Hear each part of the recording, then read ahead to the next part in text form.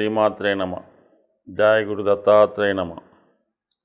ఈ వీడియోలో మనం వృశ్చిక రాశి వారు ఏ రంగంలో స్థిరపడతారు, ఎన్ని సంవత్సరాలు దాటిన తర్వాత వీళ్ళకి జ్ఞానోదయం అవుతుంది, వీళ్ళు అదృష్టవంతులు కావాలంటే ఏ నియమాలు పాటించాలి, ఏ రత్నాన్ని ధరించాలి అన్న విషయాల్ని ఈ వీడియోలో తెలుసుకునే ప్రయత్నం చేద్దాం.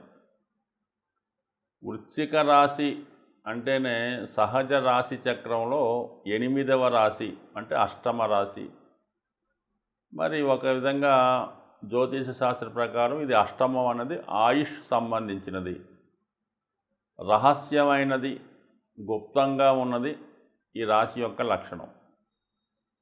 సో ఈ రాశికి కుజుడు అధిపతిగా ఉంటాడు. చంద్రుడు ఇదే రాశిలో నీచ పొందడం జరుగుతుంది.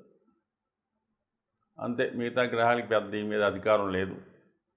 సో ఏదైనా ఈ రహస్యమైనటువంటిదంటే మనకు ఆయుష్ సంబంధించింది కాబట్టి వైద్య వృత్తికి సంబంధించింది, అంటే దీర్ఘకాలిక వ్యాధులన్నీ కూడా ఈ రాశిలోనే ఉంటాయి. కాబట్టి దానికి సంబంధించిన వైద్య శాస్త్రంలో డాక్టర్లు, పరిశోధన చేస్తున్న వాళ్ళు, అలాగే ఏ వ్యాధికి ఏ మందు పనిచేస్తుంది, ఏ వ్యాధి ఎందుకు వస్తుంది అన్న విషయంలో పరిశోధించే మంచి తెలివైనటువంటి వైద్యులంతా కూడా ఇదే రాశిలో జన్మిస్తారు.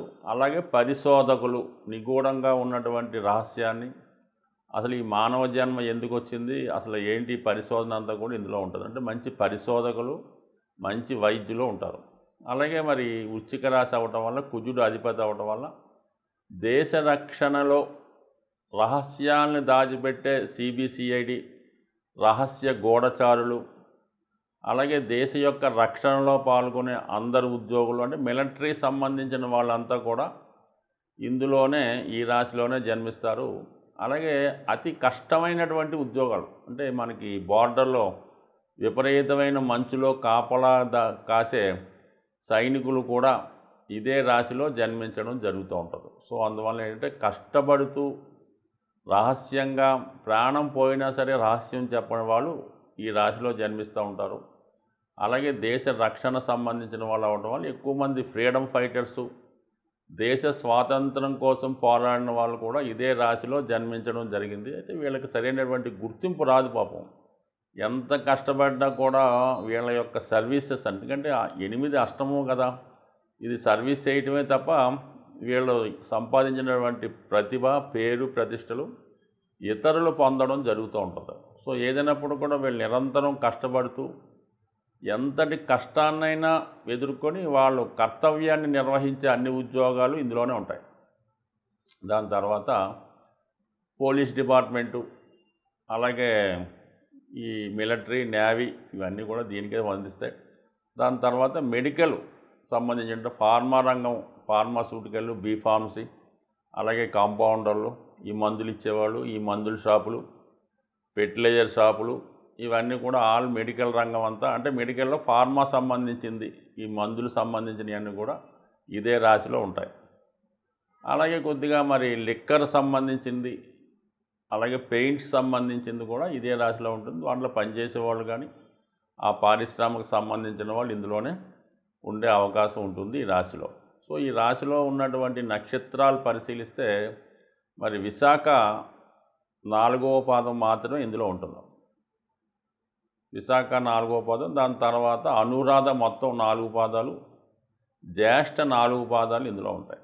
అంటే ఇక్కడ జ్యేష్ఠ నక్షత్రానికి ఇంద్రుడు ఆధిపత్యం వహించడం వల్ల ఎప్పుడూ కూడా ఇది అష్టమ రాశి అవ్వడం వల్ల నిరంతరం వీళ్ళ జీవితం అంతా పోరాడినట్టే ఉంటుంది. ప్రతిదీ కూడా పోరాడి సాధించుకోవాలి, ఏది కూడా సునాయాసంగా రాదు. అలాగే సాధించిన దాన్ని జాగ్రత్తగా రక్షించుకోవలసి ఉంటుంది. సో ఈ కారణం వల్ల ఏంటంటే ఈ రాశివారు, ముఖ్యంగా జ్యేష్ఠ నక్షత్ర జాతకులకి ఏంటంటే, అంటే మరి ఇంద్రుడు కూడా రాజ్యాన్ని సంపాదించుకోవడం, ఎవరో అంటే ఏ విష్ణుమూర్తి ద్వారానో రాజ్యం తిరిగి పొందుతూ ఉంటే ఇతని చేష్టల ద్వారా రాక్షసుల యొక్క విజృంభణ ద్వారా వీడు రాజ్యాన్ని కోల్పోవడం జరుగుతూ ఉంటుంది.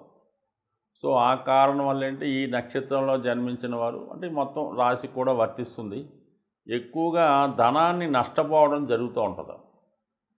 మళ్ళీ జీవితంలో సంపాదించుకోవడం జరుగుతూ ఉంటుంది. మొత్తం మీద ఏంటంటే ఈ రాశిలో ఉన్నవాళ్ళు ఖచ్చితంగా జీవితంలో ఒకసారన్నా సరే పెద్దలు ఇచ్చిన ఆస్తి కోల్పోవడం కానీ, అలాగే ఏదో విధంగా వచ్చిన సంపాదించిన ధనాన్ని మొత్తం నష్టపోవడం కూడా జరుగుతూ ఉంటుంది. అయితే తిరిగి మళ్ళీ సంపాదించుకుంటూ ఉంటారు. అయితే ఈ అనురాధ నక్షత్రానికి సాధారణంగా ఏంటంటే వీళ్ళు చాలా ప్రేమాభిమానాలు కలిగి ఉంటారు. అందరినీ కూడా బాగా చూసి అందరికీ కూడా ధైర్యాన్ని ఇచ్చి కానీ, వాళ్ళకి ఆదరించడంలో కానీ, వాళ్ళ ఇబ్బందుల్లో ఉంటే సహాయం చేయడంలో కూడా ముందే ఉంటారు. అంటే అనురాధ అంటే రాధ అనుకుందాం. రెండు విశాఖ అనురాధ కూడా సేమ్ క్వాలిటీస్ కలిగి ఉంటే అది ఒక విధంగా విజయానికి చిహ్నం. కాబట్టి ఈ నక్షత్రంలో జన్మించిన జాతకులు జీవితంలో కష్టపడి పైకి వస్తారు. అయితే ఎవరినైతే వీళ్ళు బాగా నమ్ముతారో, ఎవరు మనకి జీవితాంతం అండదండగా ఉంటారు అనుకుంటారో వాళ్ళే వీళ్ళకి ఎదురు తిరిగి వాళ్ళ వల్ల నష్టపోతూ ఉంటారు. సో ఈ విధంగా ఈ రాశివారు ఏదో విధంగా జీవితంలో నమ్మిన వారి వల్ల కానీ, వ్యాపారం వల్ల కానీ నష్టపోవడం జరుగుతూ ఉంటుంది. అలాగే ఇది సహజంగా 8వ రాశి అవ్వటం వల్ల ఉద్యోగంలో కూడా ఏదో ఒక ఇబ్బంది ఎదుర్కోవడం, అలాగే ఉద్యోగాన్ని కోల్పోవడం, సస్పెండ్ అవ్వడం,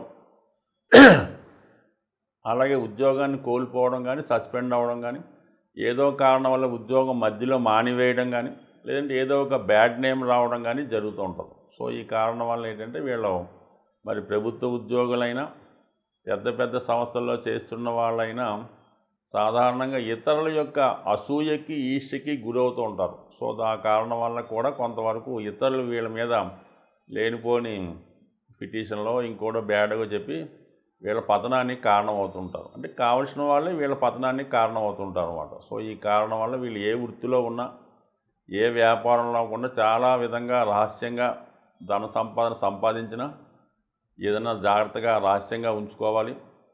ఎట్టి పరిస్థితుల్లో కూడా దగ్గర వారిని చేరనివ్వకూడదు.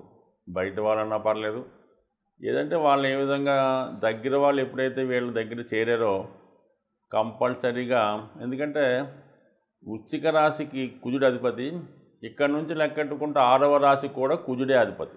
మరి కుజుడు అక్కడ మూల త్రికోణం, ఇది స్వక్షేత్రం. అందువల్ల వీళ్ళ యొక్క బంధువులో, వీళ్ళ యొక్క మిత్రులో వీరు నమ్మిన వారు వీళ్ళ మోసం చేస్తారు. ఎందుకంటే వాళ్ళు వీళ్ళకన్నా పైకి రావాలి కాబట్టి వీళ్ళు ముంచుతూ ఉంటారు అన్నమాట. సో అందువల్ల దగ్గర వాళ్ళని నమ్మకుండా ఉండడం మంచిది. బట్ ఏదైనా ఈ జాతకులు ధనం ఏ విధంగా సంపాదిస్తున్నారన్న విషయాన్ని చాలా రహస్యంగా ఉంటుంది. చాలామంది ఖాళీగానే ఉన్నట్టు కనబడుతుంటారు, ఎక్కువగా ధనాన్ని సంపాదిస్తుంటారు. అలా వీళ్ళకి వైద్య వృత్తి నెంబర్ 1, అలాగే సైన్యానికి సంబంధించింది, మిలిటరీకి సంబంధించింది, పోలీస్ డిపార్ట్మెంట్కి సంబంధించింది. దాని తర్వాత రియల్ ఎస్టేట్ వ్యాపారం కూడా 100% అనుకూలంగా ఉంటుంది. అయితే ఇది ఎలా ఉంటుంది, ఏదైనా రిస్క్లో ఉన్నటువంటి ల్యాండ్ని ఎక్వైర్ చేసి దాన్ని చక్కగా లీగలైజ్ చేసి న్యాయబద్ధంగా చేయడం వల్ల 100% లాభం వచ్చే అవకాశం ఉంది. సో ఏదైనా వీళ్ళు మరి భూముల మీద కూడా బాగా సంపాదించే అవకాశం ఉంది.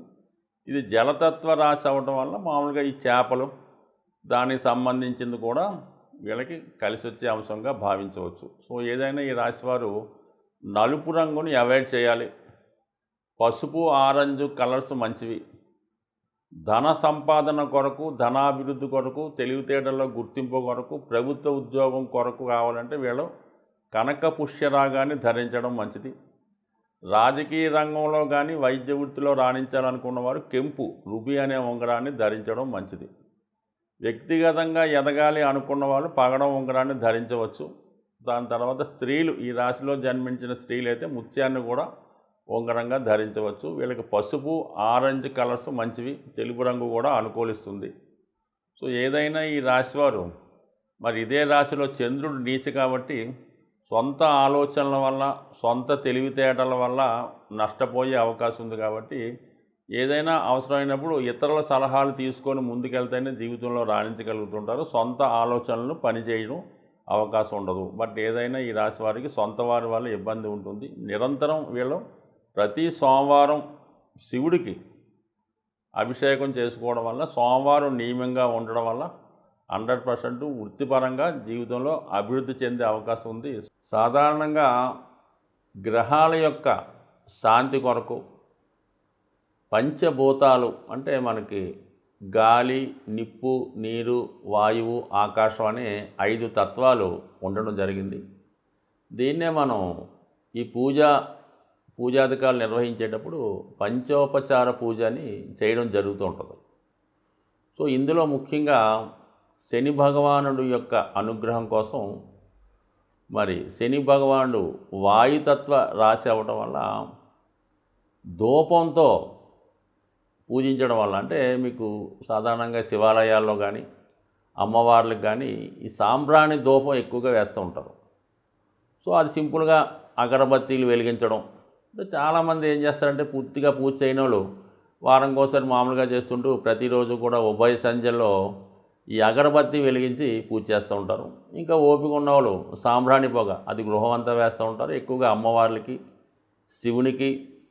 అలాగే ఈ సాంబ్రాణి పొగ వేయటం వల్ల కనీసం ప్రతిరోజు అగరబత్తి 2 పూట్ల భగవంతుని యొక్క ఆరాధించడం వల్ల మీకు కంపల్సరిగా ఈ నవగ్రహాల్లో శని భగవానుడి యొక్క అనుగ్రహం లభించడం జరుగుతూ ఉంటుంది. సో ఈ కారణం వల్ల ఒకటి. అలాగే ప్రతిరోజు కూడా ఈ గృహంలో నిరంతరం ఏదో భగవంతుని యొక్క నామస్మరణ మోగే విధంగా, అంటే గతంలో కొన్ని చిన్న చిన్న బాక్సులాగా ఉంటే ఏదో ఓం నమో నారాయణయో, ఓం శివాయ ఏదో చదువుతూ ఉంటాయి. సో అటువంటి కూడా గృహంలో ఉండడం వల్ల ఏంటంటే పాజిటివ్ ఎనర్జీ ఆ గృహంలో ఉండడం జరుగుతూ ఉంటుంది. కాబట్టి సాధ్యమైనంత వరకు శని భగవానుడి యొక్క అనుగ్రహం కావాలంటే ఆ గృహం చాలా పరిశుభ్రంగా ఉండాలి. అలాగే ఇరిగిపోయిన వస్తువులు, పనికిమాలిన వస్తువులు, అక్కర్లేని వస్తువులు ఇంట్లో ఉంచడం. అలాగే కొంతమందికి ఏంటంటే ఓ 10 జతల చెప్పులు ఉంటాయి. ఏదో కొత్తవి కొంటుంటారు, పాత ఏం చేసుకుంటారో. ఈ చెప్పుల జతలు ఎక్కువ అవడం వల్ల ఈ కొంతకాలంకి ఆ నెగిటివ్ ఎనర్జీ వాటి మీద వచ్చే అవకాశం ఉంటుంది. కాబట్టి సాధ్యమైనంత వరకు ఈ చెప్పులన్నీ నిల్వ ఉంచకుండా ఎప్పటికప్పుడు దాన్ని అవసరం తీరిన తర్వాత బయటపడేయండి. ఏదో 1-2 చెప్పులు పెట్టుకోవడం అన్నది ఒక కొత్తమైన పద్ధతి. అలాగే ఇంట్లో వాడే చీపురు గట్ట దాన్ని కూడా మరి ఒక చోట కొంతమంది నిలువుగా పెడుతుంటారు అనమాట. అంటే కుచ్చు పైకి వచ్చేలా పెడుతుంటారు అనమాట. జ్యేష్ఠాదేవి చేతిలో ఆయుధంలాగా. ఎట్టి పరిస్థితుల్లో కూడా కుచ్చు అరిగిపోతే ఇంకోటి కొనుక్కుంటా ఏం పోయింది. అందువల్ల ఎప్పుడు కూడా అది నిలువుగా కరెక్ట్గా పెట్టాలి తప్ప కుచ్చు పైకి వచ్చే విధంగా మాత్రం ఎట్టి పరిస్థితుల్లో కూడా పెట్టలేదు. ఇవన్నీ కూడా అలక్ష్మికి కారణాలు అన్నమాట. సో అలాగే ఏంటంటే ఈ భోజనం చేయడానికి కూడా ఒక పర్టికులర్ టైం పాటించాలి. ఏ టైంలో పడితే ఆ టైంలో తినడం, ఎక్కడ పడితే అక్కడ తినడం, ఈ టీవీలు చూస్తూ ఈ మంచాల మీద కుర్చీల్లో సేరబడి ఈ విధంగా భోజనం చేయడం, ఏదో ప్లేట్లో భోజన పదార్థాలు ఉడించుకొని తినడం, ఇవన్నీ కూడా ఐశ్వర్యప్రదం కాదు. ఇవన్నీ కూడా శనిని ఆహ్వానించే ఇండికేషన్స్ అన్నమాట. ఈ అనాచార పనులన్నీ కూడా శనిని ఆహ్వానిస్తుంటాయి. అలాగే శుభ్రమైనగా ఉండడం, శుభ్రంగా భోజనం చేయడం, అలాగే ఆహార పదార్థాలు కూడా జాగ్రత్తగా వినియోగించడం, ఇవన్నీ కూడా లక్ష్మీదేవి అనుగ్రహానికి పాత్రలు అవుతూ ఉంటాయి. కాబట్టి సో ఏదైనా శని భగవానుడి యొక్క అనుగ్రహం కావాలనుకున్న వాళ్ళు ప్రతి పని కూడా పద్ధతి ప్రకారం నియమానుసారం చేసుకోవడం వల్ల వాళ్ళు కంపల్సరీగా శని భగవానుడు టాప్ రేంజ్లోకి తీసుకెళ్లే అవకాశం ఉంటుంది. స్వస్తి.